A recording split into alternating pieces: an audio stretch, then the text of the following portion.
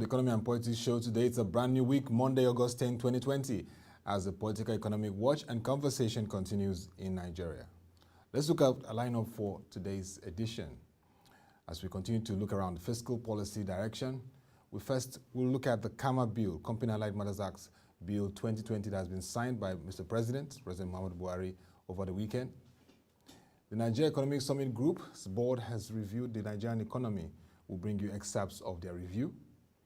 We'll revisit some of the challenging issues facing Nigeria's socio-economic space, and we'll bring you excerpts from the Institute of Corporate and Public Sector Professionals 2020 conference. The International Monetary Fund has some things to say about global imbalances and COVID-19. And finally, we would look at the US, where President Donald Trump has partly restored unemployment benefits to Americans.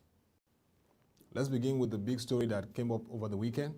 His Excellency President Muhammadu Buhari, GCFR, gave his assent finally to the Company and Allied Matters Act Bill 2020, which was long overdue since it was passed even in 2018.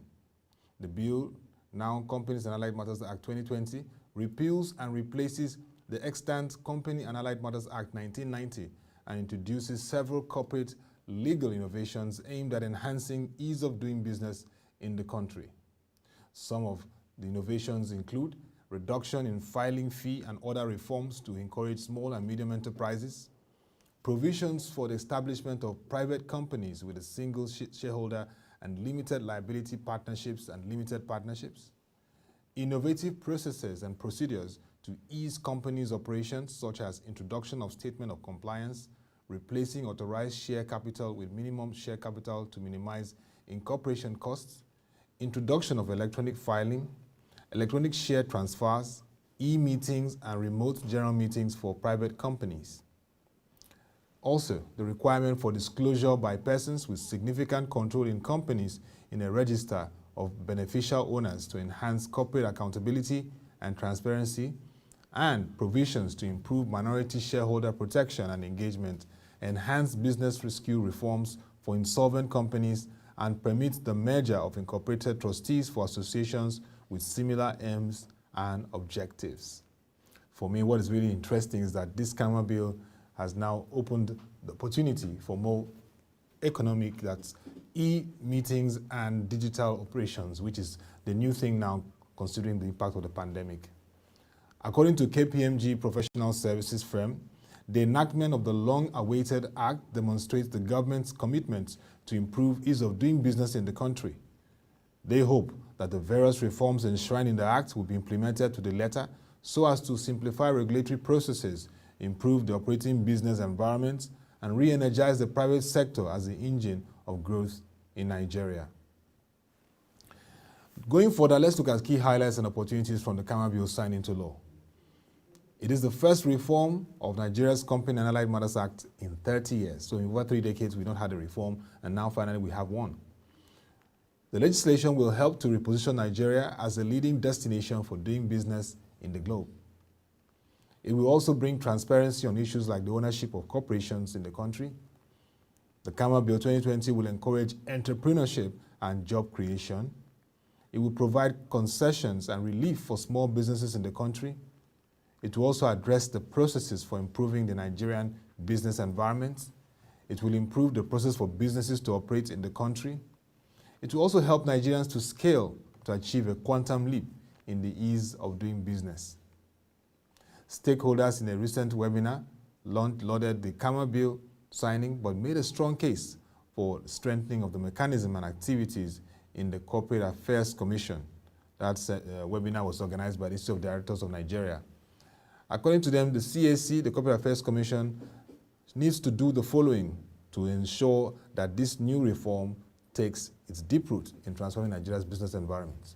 Leverage technology to carry out their services, scale and deepen their human capacity building efforts for staff of the CAC, and the need for the CAC to provide requisite support to all its branches across the nation. By that it means that we don't need to travel to Abuja, the head office, to carry out some operations. It can be done across branches in the country. That's the kind of thing we want to see. And finally, the CAC should ensure transparency and accountability in its activities. That is how we would be glad that, yes, these reforms have taken effect. This is the landmark step taken by the federal government so far, the remarks from various experts, to improve the business environment in the country. But several corporate governance experts have raised concerns over some aspects of the KAMA bill, which we in this program hope to feature in subsequent editions, get some of the experts to discuss around these issues they have raised. Also, statements from the Institute of Directors of Nigeria, amongst others, will be monitored and featured as they come. IOD Nigeria, as we all know, is one of the forefront bodies responsible for deepening ethics governance in the country and has been part of those driving for the reforms of Nigeria's Company and Allied Matters Act. So now it's happening.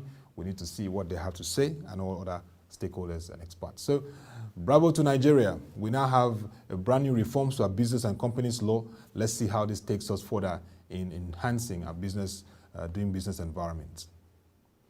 And yes, over the week, last week, the Nigeria Economic Summit Group board reviewed the state of Nigeria's economy, and in the end of that meeting, they issued some interesting review statements and positions which we would like to feature today as it concerns Nigeria's economy. The board reviewed the global and domestic economic situation and the financial and social environments for the first half of the year 2020, as well as the outlook for the rest of the year. So here are some of the key points from the deliberations of the NESG board. First, they saw Nigeria continuing to deal with the impact of COVID-19 pandemic. And for them, as at 28th of July, there were 41,804 active cases, 868 deaths, and 18,764 persons who had recovered from the illness. Currently now we have over 46,000 cases in Nigeria. The board commended the current efforts aimed at curtailing the pandemic and established the fact that there is need to aggressively work to flatten the progression curve of this disease in Nigeria, thereby dampening its adverse impacts on the national economy. To alleviate the burden imposed by this pandemic on Nigerians, NESG board called on all tiers of government to ensure that the various palliative measures announced are effectively implemented to reach the people for whom they are intended speedily and efficiently.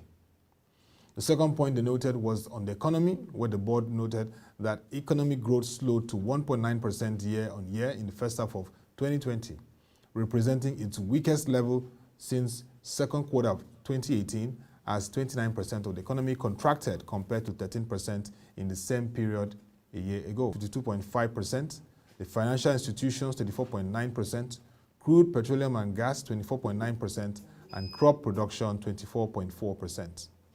The board also noted the expectations based on the International Monetary Fund's projection that the economy will shrink by minus 5.2% in 2020 full year. It noted the positive inference to be drawn from more recent data showed growth in the value and added tax collection and the federal account allocation receipts.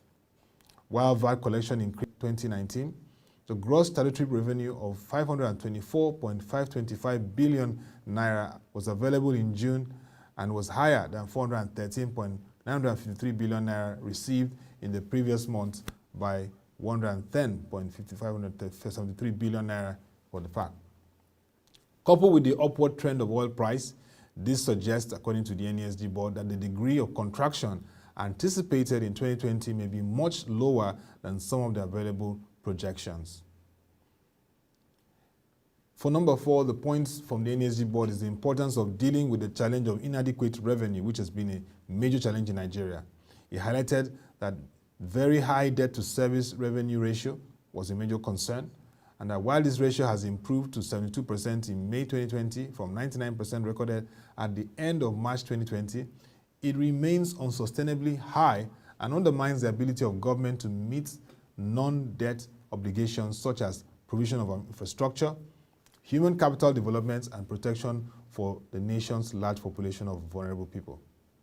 Limited revenues also entrench the government's dependence on borrowing from Central Bank of Nigeria, with adverse consequences for the economy. The NESG board said, as it acknowledged the federal government's drive to improve revenue performance at all levels of public sector, it advised that this drive should be done in such a manner that the adverse effects of COVID-19 pandemic on businesses, large and small, and households isn't worsened. Furthermore, attention must be paid to the efficiency and effectiveness of government spending. The NESG board also said that there's also need to intensify efforts at providing an enabling environment and attractive investment opportunities in the country, both domestic and international. This is needed to stimulate output growth and ultimately revenue for the country. However, the NESG board commended the federal government for maintaining its commitments to the removal of fuel subsidy by allowing the fuel pump price to rise following the increase in the price of crude oil. According to them, they look forward to a time when the government will not be involved in determining fuel prices. They encourage similar reforms in the electricity supply industry. And in the board's view, only reform in the electricity sector will incentivize the required private investments, improve efficiency, raise output significantly, and stabilize the market. The board also stressed the need to make the exchange rate management regime market reflective and transparently determined. While elimination of multiple exchange rates will improve investor sentiments and enhance foreign inflows of capital, it will curb the problems of currency round-tripping, distorted price discovery, and distortions in production costs. The NESG finally commended the federal government on the commencement of work on the new National Development Planning as the Economic Recovery and Growth Plan and Vision 2020 elapses this year. The development of the medium-term National Development Plan and National Development Agenda, according to the NESG board, is a welcome development. NESG, which has been established since in the 90s to support planning, policy development, and the growth of Nigeria's economy, remains committed to providing the necessary technical support to Nigeria's drive for economic sustainability. Those were insights from the NESG board looking at Nigeria's development and growth. And this brings me to the concerns around Nigeria's economic plans and fiscal policies. We are one very unique country that has had laudable plans and policies. It has been an experience for the nation to explore various strategies and measures to reposition the economy as the leading powerhouse in the globe. But there has been recurring socioeconomic burden in Nigeria.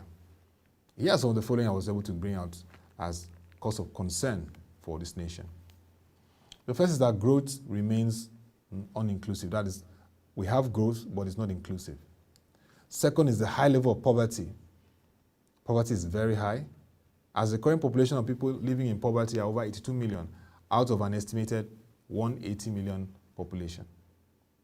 We have, over the years, experienced policy inconsistency, which has affected our drive for growth and development.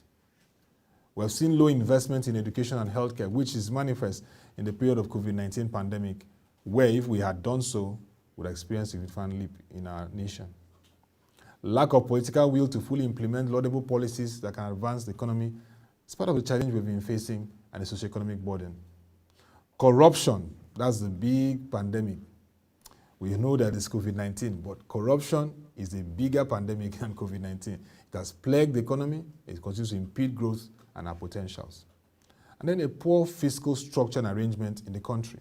For example, the federal government has 52% in terms of allocations, revenue and whatever comes.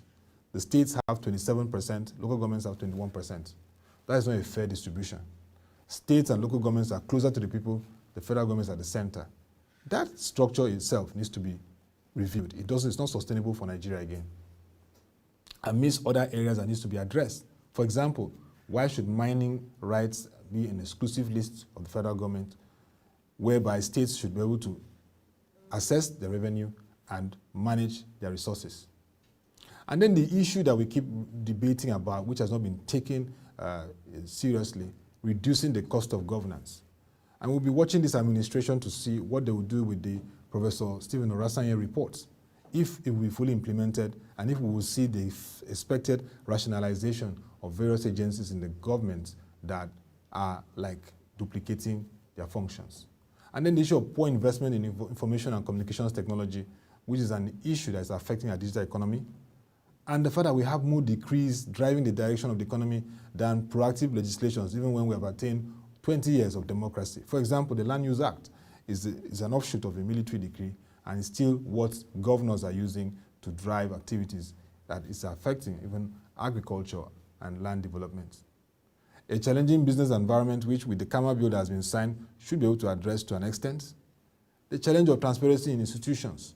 Even anti-graft agencies are supposed to be at the forefront of tackling corruption are even bedeviled with corruption. The adverse effect of insecurity and the issues around social investment and governance. Those are some of the issues that continue to be a burden to Nigeria.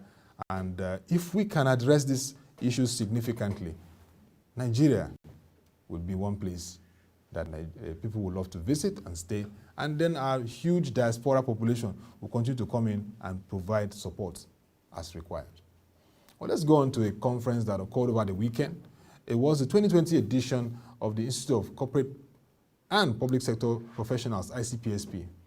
They gathered to harp on the issues around governance, investments in technology education, and the need for critical reforms in the country that will address the poverty rates in Nigeria. It was an opportunity for seasoned experts to share their views, to speak on this conference.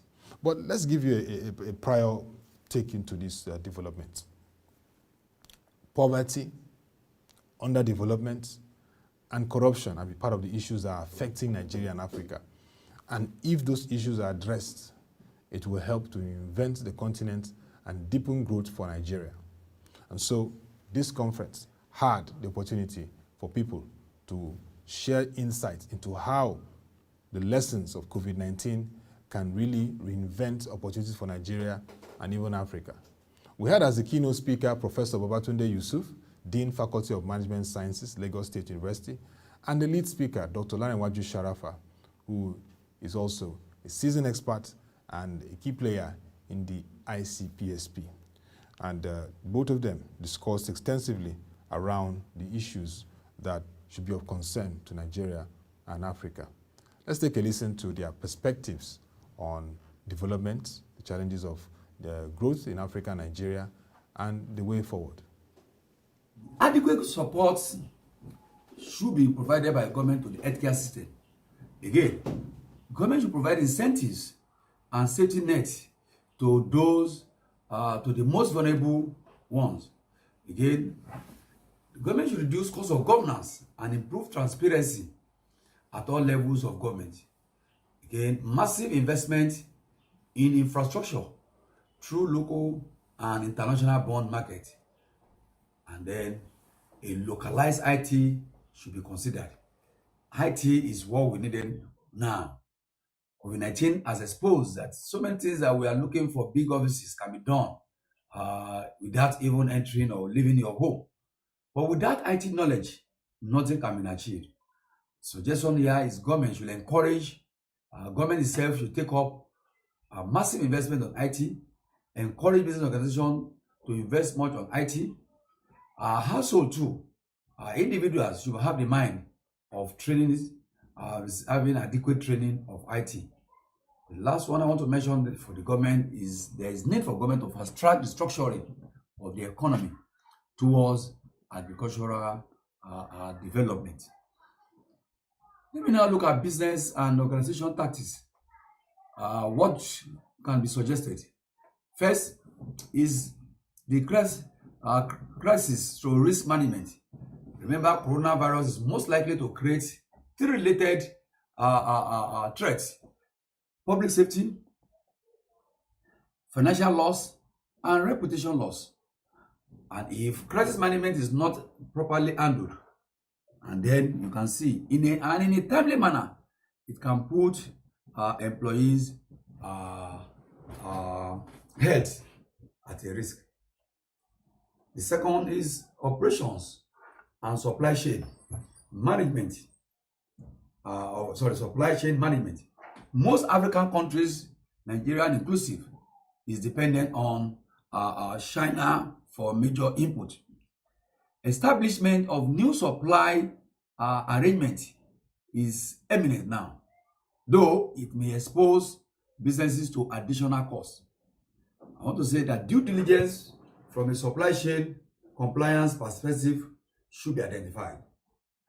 Also, indirect consequences of any changes in regards to the source of supplies, the location of exports, transport routes across borders should also be assessed. The third one I want to suggest to business operators is maximizing the use of government. They need to maximize the use of government support policies. What I mean by that, some of these policies such as CBN grants to all deposit money banks and temporary restructuring of loan terms for business stroke household affected by COVID-19 should be noted. Again, SEC 60-day extension for public companies and capital market operators to file their 2019 annual report and first quarter 2020 report should also be considered. FIRS concessions on filing deadline for companies is also another policy of government that the business needs to maximize. Then I think taking advantage of tax policies that encourage donations should also be noted. Number 4, businesses should pay attention to and implement measures to address some of these things I want to mention under finances.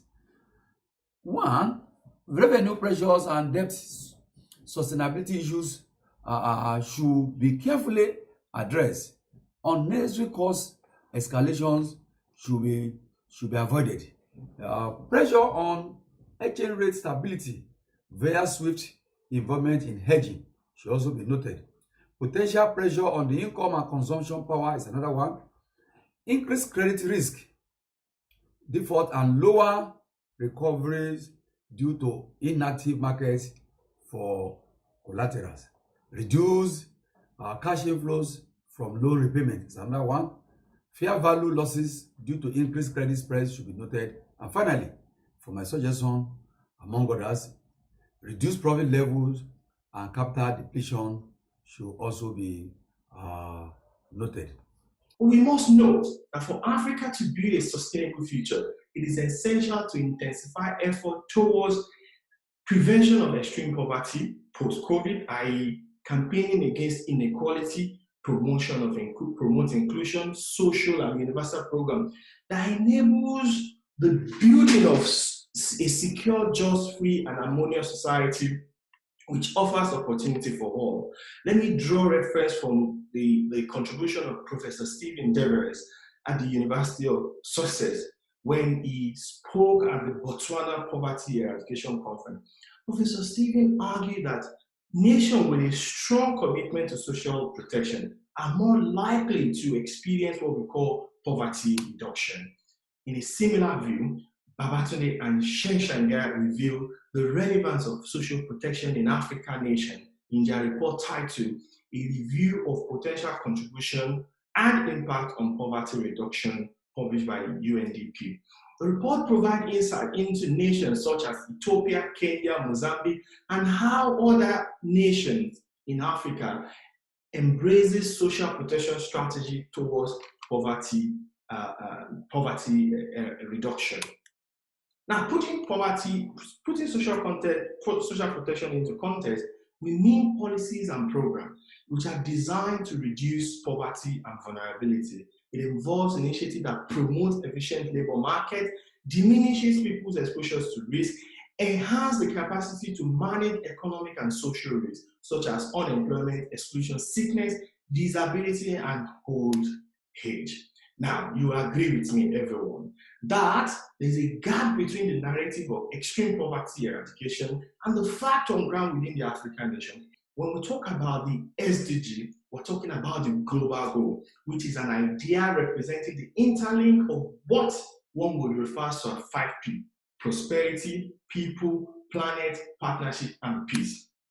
And we should note that turning SDG aspiration into corporate plan is not easy. I mean, to achieve the SDG objective is not easy. It requires the traits that define the character of people like Professor Muhammad Yunus, people like Professor Marvin King, people like Martin Luther King, Mother Teresa, and people like Nelson Mandela. And also, we should have a dream as individuals. As Kofi Annan said, without a dream, you will not get anywhere in this life. And that's why I like to share my dream and ambition with you for the African nation and what I like to be known for. I like to be known for what I call PEG. P means poverty, I believe in Africa where we can build a community of shared future for all humanity, where people are free from poverty and can achieve what we call common development. I believe in Africa where education or experiential quality education is not privilege, but a right we all deserve. I believe in governance. I believe in Africa where good governance, transparency, and accountability underpins both private and public sector. Interesting insights from Professor Babatunde Yusuf, Dean Faculty of Management Sciences, Lagos State University, and Dr. Olanrewaju Sharafa, who is the Principal Lecturer and Head of Division, Adult Learning, Research and Enterprise, Stowa College of Further and Higher Education, London, United Kingdom, speaking on advancing Nigeria and Africa, particularly of interest, addressing the issues of poverty, reinventing governance, looking at the socioeconomic structure that diversifies Nigeria's economy from oil dependence, and the fact that this period provides an opportunity for us to begin to strengthen our social protection strategy and make sure that it's inclusive and reaches those that are really poor and vulnerable. These are times for leadership and governance, and we believe that these insights are very key for our nation and our continent if we're going to experience development that we desire. Now, at the global level, a recent report from the International Monetary Fund titled Global Imbalances and COVID-19 Crisis revealed the challenges that the emerging markets and developing economies like Nigeria will face with a potential second wave of the pandemic. Yes, there is this concern of a second wave of the pandemic. It highlights the fact that a renewed tightening in global conditions could narrow the scope for aforementioned countries that's in the category of emerging markets and developing economies, and could further reduce the current account balances of commodity exports and deepen the decline in global trade. In the near term, policy efforts should continue to focus on providing relief and promoting economic recovery. To adjust to external shocks, such as the fall in commodity prices or tourism, countries with flexible exchange rates should allow them to adjust as needed where feasible. For economies experiencing disruptive balance of payment pressures and without access to private external financing, official financing would help to ensure that healthcare spending is not compromised. Tariff and non-tariff barriers to trade should be avoided at this time, especially on medical equipment and supplies, and recent new restrictions on trade rolled back. Over the medium term, economic and policy distortions that predated the crisis may persist or worsen, implying the need for reforms where excess current account deficit in 2019 partly reflected larger than desirable fiscal deficits, and where such imbalances persist beyond the crisis, fiscal consolidation over the medium term will promote debt sustainability, reduce the current account gap, and facilitate raising international reserves for countries. For countries with lingering export competitiveness challenges, they will also benefit from productivity-raising reforms, and that also ties to Nigeria. In economies where excess current account surpluses that existed before the COVID-19 crisis persist after the crisis, prioritizing reforms that encourage investment and discourage excessive private savings are warranted. In economies with remaining fiscal space, a growth-oriented fiscal policy with greater public sector investment will make the economy more resilient and narrow the excess current account surplus. In some cases, the IMF believes that reforms to discourage excessive precautionary saving by expanding the social safety net may also be warranted, and that's key for Nigeria and African countries.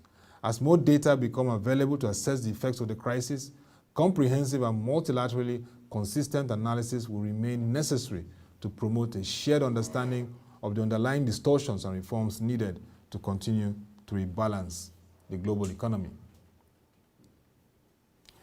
And as we wrap up, the United States of America is once again in the news, and of course across the globe, markets, leaders, experts were watching to see what will happen last week in the discussions between the White House, led by the Republican Party, and senators from the Democrats' opposition party. But despite the fact that there was no agreement in terms of the way forward for interventions in the economy, the United States President, Donald Trump, over the weekend signed executive orders that will partly restore enhanced unemployment payments to tens of millions of Americans who've lost their jobs in the coronavirus pandemic, as the nation marked a grim milestone of 5 million cases to remain the leader of COVID-19 confirmed cases. Negotiations broke down last week between the White House and top Democrats in Congress over how best to help Americans cope with the heavy human and economic toll of the crisis, which has now claimed more than 160,000 lives across the country.